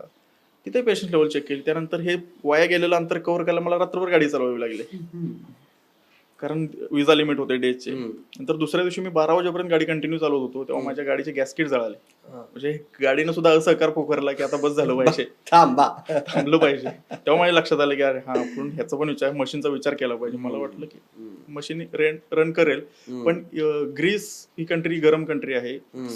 दोन्ही बाजूने, एका बाजूला भूमध्य समुद्र आहे, मेडिटेरियन सी, आणि एजेस सी मुळे वातावरण ह्युमिड आहे. साऊथ पार्ट असल्यामुळे टेम्परेचर पण खूप हाय असतं. सनी डेज युरोपमध्ये सर्वात जास्त असतील तर ते ग्रीसमध्ये. तर त्यामुळं गॅसकेट जळालं, ओव्हर हिटिंग झाली गाडी, त्यात 2-3 तास गेले. नंतर ते काय फिक्स नाही झालं. तर अशा बऱ्याच ठिकाणी माझी पेशन्स लेवल चेक केली गेली. मी सर्वावरती मात करत, सर्व ठिकाणी जे जे आहे डिमांड ती पूर्तता करत मी पोहोचलो, परत आलो. याचाच पुढचा प्रश्न मला असं वाटतं की पेशन्स लेवलचा जेव्हा आपण विचार करतो त्याच्यानंतर असं आहे की प्रवास आणि पेशन्स लेवल एकदा वाढली की माणूस हळूहळू स्पिरिच्युअलिटीकडे जायला लागतो, असंही आहे. बरोबर आहे. प्रवासाचा आणि स्पिरिच्युअलिटीचा काही संबंध आहे का? नक्कीच काही संबंध अनुभव तुला नक्कीच आला आहे. का? हा, मी खूप वेळा मी आध्यात्मिक म्हणा किंवा एक म्हणतात मेडिटेशन, मी काही ठिकाणी बसून विचार करत होतो की काय त्या जागेचा आनंद घेणे, स्पिरिच्युअलिटी असेल किंवा अगदी विरक्त होणे. अगदी मी ठरवलं होतं की आता कोणी जर आलो, चोर आले, ते म्हणले मला घेऊन जायचं, तर मी म्हणून जा घेऊन. म्हणजे मी इतका विरक्त झालो होतो. मी आता आजच्या क्षणाला मला हवं ते मला मिळालेलं आहे, मला हवा तो आनंद आहे. मी एक सरप्लस लेवल गाठलेली आहे. किंवा काय मला लोक काहीतरी द्यायची, मी रस्त्यानं कोण असेल भेटलं असेल तर मी त्यांना द्यायचो. तर म्हणजे तू कशाला देतो, तू प्रवास आहेस. मला हे मागच्याने कोणीतरी मला दिलेलं आहे, माझी गरज भागलेली आहे, माझं पोट भरलेलं आहे, मला एक्स्ट्रा फळं नकोत. मग ती लहान मुलांना वाटून टाकणे, मग तिथं मला कोणीतरी द्यायचं. तर ह्यात मला एक कळालं की आपण जेवढं देतो ते डबल आपल्याला मिळत राहतं. कर्मा रिटर्न्स आपण ऐकलं असेल. तर मी कधी विचार नाही केला की मी प्रवास करतोय, मला कोणीतरी फळं दिलीत, उद्या विकत घ्यायला. फळं खूप महाग आहेत युरोपमध्ये. मी तो कधी विचार नाही केला, मला कधी फळं कमी पडली नाहीत. मी खूप वेळा गाडी थांबवली, कोणी आलं, सायकलिस्ट वगैरे भेटतात युरोपमध्ये, मी त्यांना फळं द्यायचो. ते बोलत ते काहीतरी द्यायचे, देऊ नका, मला आहे माझ्याकडे फळ आहे. मग समोर कोणीतरी शेतकरी भेटायचा, तो मला आणखी फळं द्यायचा, मग ती वाटून टाकायची. म्हणजे असं देवाणघेवाण चालली होती. त्यामुळं स्पिरिच्युअलिटीचा आपण थोडंफार याला टच झालाच म्हणू शकतो. मी रिलॅक्स झालो होतो की आता काही नाही, गो विथ द फ्लो. मी कधी अकाउंट पाहिलं नाही. मला बराच वेळा हे साईबाबाचे भंडारा किंवा काशी जगन्नाथपुरीचा भंडारा आठवतो की दिवसभर लोक जेवतात, भंडारा संपत नाही. तसं माझ्या अकाउंटचं कदाचित झालं असेल. मी कधी पाहिलं नाही की बॅलन्स किती आहे. जेव्हा इथे मेसेज येईल मला की इनसफिशियंट बॅलन्स, तेव्हा चेक करायचं, हेच ठरवलं तुम्ही. तोपर्यंत जे चाललंय तिथं तो विचारच नाही करायचा. संपले संपू दे, जिथे संपल तिथं काहीतरी नवीन लोन मारू आणि घरी जाऊ. त्यामुळे मी कधीच, तेव्हा मी असंच म्हणत होतो की मला माहित नाही किती आहेत अकाउंट, मी कधी चेक नाही केलं, चाललंय चालू द्या. लकीली मला घरापर्यंत तेवढे पुरले पैसे. तर कशाला खर्च होतोय, होऊ दे, आपल्या गरजेचं, आपल्यासाठी चाललंय सगळं, आपणच कमवलेलं आहे. तर इतका मी विरक्त झालो होतो, कुठलाही मोह राहिला नव्हता मला. आणि सुरुवातीपासून शेवटपर्यंत तो रूट कसा राहिला आता ह्याच्याकडे आपण वळूया की मुंबईहून तुम्ही निघालात मुंबई ते माझा दुबई. पहिला रूट होता मुंबई नेपाळ, नेप- नेपाळवरून दुबई, दुबई नंतर इराण, नंतर टर्की, हम्म. नंतर बाल्कन कंट्रीज होत्या. मग युरोपियन वेगवेगळ्या कंट्रीचा झिगझॅग कंट्रीज करून या कंट्रीतून त्या कंट्री, त्या कंट्रीतून साऊथ नॉर्थ वगैरे करून लंडनला पोहोचणे, 100 दिवसामध्ये एंड करणे, हा माझा कागदावरचा प्लॅन होता. हम्म. तर लेट झाला प्लॅन. हम्म. मे महिन्यामध्ये हे ठीक होतं. हम्म. जेव्हा मी ऑगस्टमध्ये प्लॅन सुरू करतो तेव्हा ऑगस्टमध्ये आपल्या उत्तर भारतामध्ये पावसाळा सुरू झाला होता. हम्म. नेपाळमधून मला मदत नाही मिळाली, पाऊस होता, मला ती बाईक शिफ्ट नाही करता आली. तोपर्यंत नंतर यमुनीला पूर आला आणि दिल्लीमधूनही माझी बाईक टाकता नाही आली. इतक्यात ऑगस्ट महिना जुलै महिना संपत आला. जुलै महिना संपणे म्हणजे कॅरामॅन डेझर्ट आहे, इराणच्या मध्यावरती एक आहे, ते अतिशय उष्ण आहे. मला वाटतं तिथलं टेम्परेचर कधी पाकिस्तानमध्ये जाकोबाबाद नावाचं ठिकाण आहे, तिथं 52 टेम्परेचर असतं बलुचिस्तानमध्ये. तर त्याच्या बाजूलाच ते कॅरामॅन डेझर्ट आहे. तर तिथलं टेम्परेचर हे फेस करणं खूप डिफिकल्ट होतं. मी दुबईला जर गाडी टाकली तर दुबई नंतर पर्शियन गल्फ आणि त्यानंतर ती वाळवंट पार करून पुन्हा नॉर्थला जाणे, तर हे खूपच मोठा टास्क होता. ऑगस्ट महिना रिकमेंडेड नव्हता. मी तेहरानला गाडी पाठवली आणि लकीली तेव्हा न्यूज आली की यावर्षी हीट वेव्ह आलेली आहे आणि टेम्परेचर हिट झाले, 4 दिवस सरकारी सुट्टी आहे. म्हणजे तेव्हा मला वाटलं की माझा निर्णय योग्य होता. आपण 2 पाऊल मागे येतो किंवा आपण कधी कधी अंधाधुंद धाडस करत नाही, कॅल्क्युलेटेड रिस्क. तर तो प्रकार म्हटला की मी विचार केला की वातावरणाचा असं आहे तर आपण पुढे जाऊ, माझ्या फायद्याचा ठरला. त्यानंतर पुढचा रूट झाला ग्रीस, तिथपर्यंत सेम होतं ग्रीसपर्यंत. ग्रीस नंतर माझ्या लक्षात जेव्हा आलं की आपण परतीच्या प्रवासाचा प्रयत्न करूया, तेव्हा मी तो झिगझॅग रूट कॅन्सल करून 2 लाईन मारल्या मॅपवरती की जाताना ह्या कंट्री करून जायचं आणि पुन्हा युरोपमधून बाहेर पडताना या कंट्रीज करून बाहेर पडायचं. तर असे 2 पार्ट केले माझ्या प्रवासाचे. यासाठी 20 दिवस ठेवले विजामधले आणि पुढच्या 10 कंट्रीसाठी पुन्हा आणखी उरलेले दिवस ठेवले. तर हे नियोजन केलं मी आणि त्याच्यामध्ये मी बसवलं. तर पुन्हा परतीचा प्रवास प्लॅनमध्ये नव्हताच, त्यामुळे तिथून सगळं नवीन, तिथून पेपरवरती काही नव्हतं. तिथून माझा प्रवास होता, ठरलेला प्रवास होता की टर्कीपर्यंत यायचं, तिथून इजिप्त असेल, जॉर्डन, इस्रायल ह्या ज्या गल्फ कंट्रीज आहेत, तर पुढे आल्यानंतर Saudi Arabia, Qatar, Bahrain, Oman ह्या करून बाहेर पडणे. पण ते युद्धामुळे मला तेही कॅन्सल करावं लागलं. मी जेव्हा वेळ भेटेल तेव्हा काही कंट्रीची विजा अप्लाय करून ठेवत होतो की मला पुढे यायचे. तर माझ्या डेट पण फिक्स नसल्यामुळे मला विजा करताना लिमिटेशन्स यायचं की कोणती डेट टाकायची. जर तेवढ्याच डेटचा विजा आला तर मी पोहोचलोच पाहिजे तिथे. आणि मी जगाच्या एका टोकाला आहे, मध्ये 5-6 कंट्री नंतर ती कंट्री आहे, मी कसा पोहोचणार तिथं माहिती नाही. त्यामुळे त्या कंट्रीच्या काही दिवस आधीच विजा अप्लाय करणे ह्या गोष्टी गरजेच्या होत्या. तर हे तारेवरची कसरत चालली होती. अभ्यास माझा आधीचा फायद्याचा यायचा मला की त्यांचे काय नियम आहेत, किती दिवस लागतात. तर ते विजा माझे वेस्ट झाले त्या साईडचे. मग नंतर पुन्हा नवीन प्लॅन बनवावा लागला. त्याच्या विजाचा मला अभ्यास तर आधीचा असल्यामुळे ते फायदे सोपं गेलं. मग तसं करता करता मी पोहोचलो. म्हणजे खूपच चेंजेस झाले. आणि केरळ, कोची तर हे प्लॅनमध्येच नव्हतं. मधल्या काळात एक फोन आला मला इंडिया बाईक वीक मधून की तुम्ही आमच्या कार्यक्रमाला यावं, इथं मार्गदर्शन करावं. मग ते होतं ठिकाण गोवा. गोवा असल्यामुळं माझे जी काय ठरलं होतं दुबईमधून दिल्लीला बाईक पाठवायची, तर जे त्यांच्याशी बोलणं चाललं होतं माझं दिल्लीच्या कोटेशनसाठी. म्हटलं दिल्लीवरून पुन्हा मुंबई येणार, मुंबई नंतर इकडे येणार, गोवाला जाणार. आणि गोव्याचं असं झालं की मी इतके दिवस माझ्या दिवसाचा मी हिशोब करत नव्हतं, सांगितलं पैशाचा आणि दिवसाचा अजिबात हिशोब केला नाही. तर ते अगदी गळ्याशी ठिकाण आलं. म्हणजे गोव्याला पोहोचायचं आहे, माझी बाईक पण अजून आली नाही, तर मला डायरेक्टच गोव्याला जावं लागणार होतं. मग मी साऊथचं ठिकाण घेतलं की केरळलाच उतरूया आपण. मग पुन्हा त्यांना सांगितलं मी की गोव्यातून आपलं दुबईमधून आपल्याला कोचीनची फ्लाईट बघा. मग कोचीनला पाठवलं. कोचीन नंतर मी एक 700-800 किलोमीटर असेल, 900 किलोमीटर आहे गोवा वायगटॉर. तिथे आलो, तो इव्हेंट अटेंड केला. त्यानंतर कोल्हापूर आलो. कोल्हापूर माझ्या प्लॅनमध्ये नव्हतं. कोल्हापूरचे मित्र खूप खुश झाले की तू अचानक आमच्या गावात आलास. गोव्यामध्ये माझा एक मित्र आहे समीर, तो कारवार पासून गोवा सोडेपर्यंत माझ्यासोबत होता, अगदी सावलीसारखा. कोल्हापूरचे रायडर्स होते, ते गोवा बॉर्डर पासून, गोव्याच्या रायडरनी मला गोवा बॉर्डर पर्यंत एस्कॉर्ट केलं. त्यानंतर कोल्हापूरचे रायडर मी कराडला सरळ येणार होतो. गोव्यातून कराड 300 किलोमीटर आहे, पण कोल्हापूरकरांचा आग्रह मला नाकारता नाही आला. अगदी त्यांनी मला गोव्यातून येऊन उचलून नेलं म्हणू शकतो आपण. ते कोल्हापूरला घेऊन गेले. खूप चांगला कार्यक्रम केला तिथे. मग तिथे एक स्टे केला कोल्हापूर, नंतर मग कराड. मग हे माझ्या प्लॅनमध्ये नव्हतं. नंतर आता माझं गाव होतं वाटेमध्ये, तिथे 4 दिवस राहिलो. नंतर मुंबईला आलो. तर हे सगळं पेपर आणि याच्यामध्ये खूपच डिफरन्स होता, काहीच सिमिलरिटी नव्हती. कराडहून ते पुण्याला गेले, पुण्याहून ते मुंबईला आले, मुंबईला आल्यावर आपल्याकडे झालेले. मी परवाच आलो.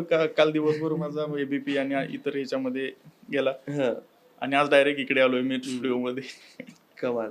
हे इतकं मेस्मरायझिंग आहे ना की मला आता पुढे काय विचारावं हे सुचत नाहीये. पण मला असं नक्कीच वाटतं की इतके असंख्य अनुभव घेऊन तू आलेला आहेस की त्यातनं म्हणजे अनेक पॉडकास्ट होऊ शकतील एवढा मजकूर आहे. पण मला एक प्रश्न विचारायचा वाटतो की आता तू तर हे सगळं बोलतोयस, हा तुझा अनुभव सांगतोयस, पण असं इमॅजिन कर की तुझी बाईक बोलतेय, तर ती काय 4 वाक्य सांगेल? बाईक बोलली तर मी याच्यावर 4 वाक्य का मी 400 वाक्य 4000 वाक्य बोलू शकतो. पहिली गोष्ट म्हणजे बाईक होती की बाळा माझी काळजी घे. हम्म, मला जर तू काळजी घेतली, इनपुट दिलं तर आउटपुट मी द्यायला तयार आहे. हम्म, आणि माझ्यासाठी साथी तीच होती. मी बाईकशी बोलत होतो. मी बाईकची उत्तरं सुद्धा ऐकलीत की आज कसं वाटतंय, आज जास्त झालं का, जास्त झालं असेल तर सॉरी, म्हणजे इट्स ओके. मोठ्या मोठ्या राईडमध्ये छोट्या छोट्या गोष्टी होतात.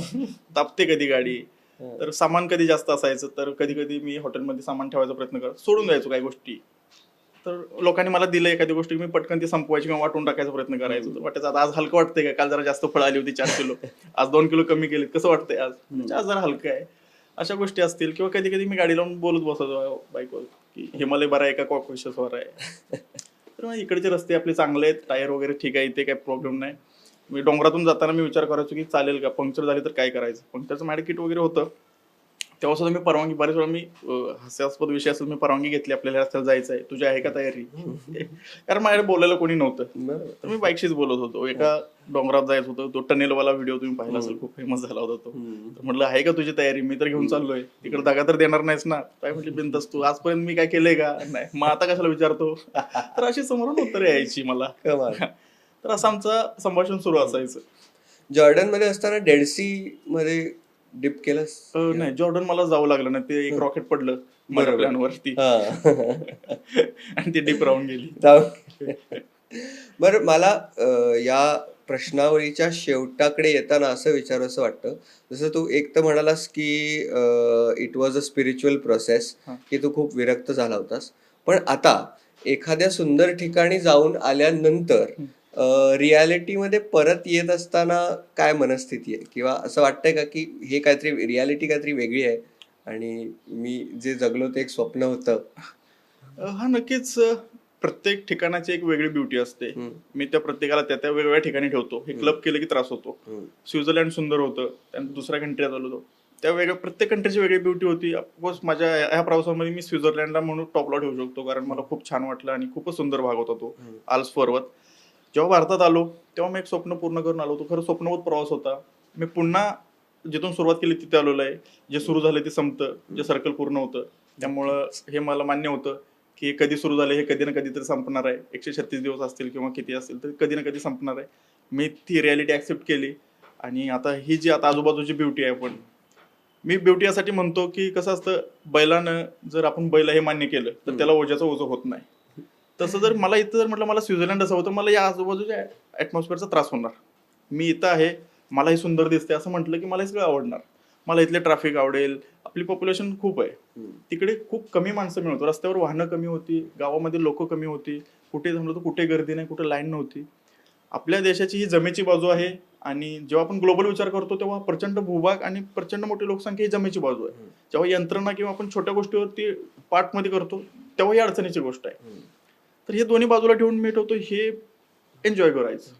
किंवा आवाजाचा त्रास होतो, आवाजाचा त्रास कधी होतो, आपल्याला आवाजाला आपला त्रास म्हणतो. लोक बाकीचे एन्जॉय करतात डीजे, तर मी पण एन्जॉय केला तर मला तो त्रास नाही. मी प्रवाहाच्या विरुद्ध झालो. पु ल देशपांडे म्हणतात की शेजारचा रेडिओ ठणाणा करत असला की ती गाणी आपल्याचसाठी लागली आहेत असा विचार करायचा. बरोबर बरोबर, मग आपल्याला त्यात मजा येते. करेक्ट. तर तशी मी इथं मजा घेतोय. माझं सगळं सुंदर आहे आता. क्या बात, व्हेरी नाईस. तर हा खूप सुंदर अनुभव कथन हे तू केलंस. Thank you so much for joining us on this Thank you. Podcast. Thank you so much, तुम्ही मला बोलवलं, मला वेळ दिलात. कारण आता खूप जरा धावपळ सुरू आहे. मी 5.5 महिन्यापासून बाहेर आहे, खूप सारे कामं बाकी आहेत. नवीन कॉन्टिनेंट एक मला खुणवतंय, त्याचा अभ्यास करायचा आहे. तर त्यातून तुम्ही मला वेळ दिलात, धन्यवाद. खूप खूप धन्यवाद. तर हे होते योगेश आलेकरी. त्यांनी नुकताच मुंबई लंडन मुंबई असा बाईक प्रवास केला आणि त्याबद्दलच आपण विस्तृत चर्चा केली.